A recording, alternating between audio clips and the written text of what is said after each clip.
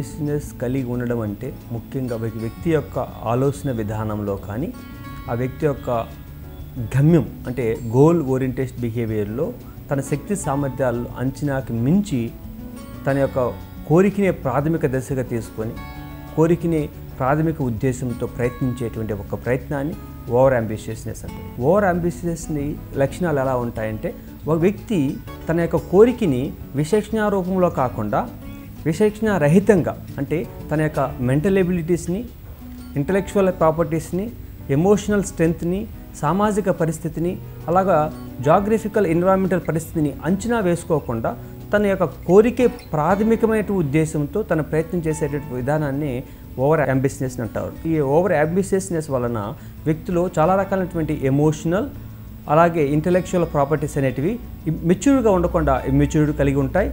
అలాగే తనకు ఉన్నటువంటి మోరల్ ఎథికల్ కన్సర్న్స్ కూడా సామాన్య పరిస్థితికి కలిగి ఉండవు.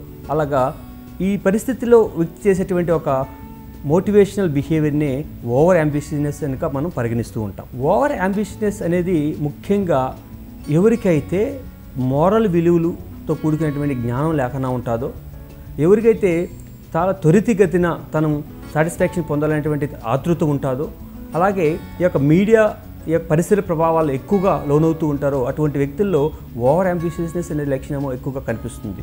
తరచుగా మనం చూసే విధానంలో ఈ యొక్క టీనేజర్స్లో ఓవర్ అంబిషియస్నెస్ అనేది ప్రాథమికంగా ఎక్కువ కనిపిస్తూ ఉంటుంది. ఈ యొక్క ఓవర్ అంబిషియస్నెస్ వల్ల పిల్లల యొక్క అపసామాన్య ప్రవర్తన అబ్నార్మల్ బిహేవియర్స్ అనేటువంటి కాంట్రాక్ట్ డిజార్డర్స్ కానీ, అలాగే కొన్ని రకాలైన గ్యాంబ్లింగ్ బిహేవియర్స్ కానీ, కొన్ని రకాలైనటువంటి చేజింగ్ రేజింగ్ లాంటి ప్రవర్తనలకు ఎక్కువ అట్రాక్ట్ కావడం కానీ, ఇవన్నీ కూడా ఓవర్ అంబిషియస్తో కూడుకున్నటువంటి కొన్ని రకాలైన అవలక్షణాలుగా మనం పరిగణిస్తూ ఉంటాం.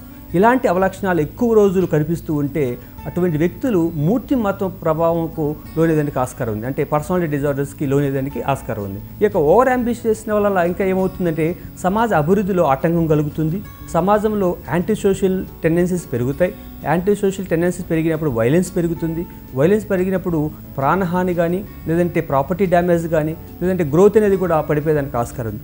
ఇన్ని లక్షణాలు ముఖ్యంగా ఈ యొక్క ఓవర్ అంబిషియస్ కలిగినటువంటి వ్యక్తుల్లో వచ్చేదానికి ఛాన్సెస్ అనేది ఎక్కువగా ఉంటాయి. ఈ యొక్క అంబిషియస్ అనేది రేషనలిస్టిక్గాను మోరల్గా ఉండదు కనుక ఇటువంటి ఓవర్ అంబిషియస్కి ముఖ్య కారణం ఏంటంటే పిల్లల్లో సరిగా పెరుగుదల సరిగా లేకపోవడం, చిన్నతనంలో పిల్లలకు ఉన్నటువంటి ఈ యొక్క గ్రాటిఫికేషన్ డెవలప్మెంట్ అనేది సరిగా పరిపూర్ణంగా నేర్పించకపోవడం. చిన్నపిల్లలు మనం ఏం చేస్తామంటే వాళ్ళకు ఉన్న కోరికల్ని డిమాండ్ చేసినప్పుడు మనము పట్టించుకోకుండా వదిలేయడం వల్ల ఏమవుతుందంటే వాళ్ళు ముఖ్యంగా డిమాండ్ చేయడం లేదంటే ఏడవడం అటువంటి ప్రవర్తన చేసినప్పుడు ఆ పిల్లవాడికి తనకు అవసరమైనటువంటి వస్తువులను ఇస్తూ ఉంటాం.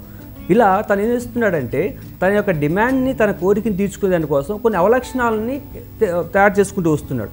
అలాంటి ఫాల్టీ పేరెంటింగ్ వలన ముఖ్యంగా పిల్లల్లో ఈ యొక్క ఓవర్ అంబిషియస్నెస్ అనేది పెరుగుతూ వస్తుంది.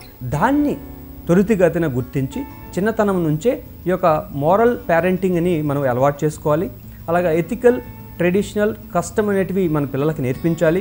మనకున్నటువంటి ఆర్థికమైనటువంటి పరపతిని పిల్లలకి చిన్నప్పటి నుంచే తెలియపరిచే విధానం మనం నేర్చుకోవాలి. ఇలాగే మీడియా నుంచి వచ్చేటువంటి స్టిమ్యులసెస్ ఈరోజు ఎన్నో రకాలంటే మీడియాలో ఎన్నో రకాలైన మోడల్స్ కానీ ఎన్నో రకాలైనటువంటి డిజైర్స్ కనిపించేదానికి ఆస్కారం ఉంది. అప్పుడు పిల్లవాడికి ఏది ఎంతవరకు తీసుకోవాలి అటువంటి విచక్షణ జ్ఞానాన్ని నాలెడ్జ్ని కూడా పెద్దలుగా ఉన్నటువంటి పేరెంట్స్ కానీ అలాగే మీడియా వాళ్ళు కానీ దానికి వివరణాత్మకంగా ఎక్స్ప్లెనేషన్ అనేది ఇస్తూ ఉండాలి. అలాగా ఒక మీడియా రూపంలో కానీ ఎడ్యుకేషన్ రూపంలో కానీ తల్లిదండ్రుల యొక్క పేరెంటింగ్లో కానీ స్కూల్ విధానంలో కొన్ని మోరల్ క్లాసెస్ ద్వారా కానీ ఇటువంటి ఓవర్ అంబిషియస్నెస్ని తగ్గించేదానికి ఆస్కారం ఉందండి.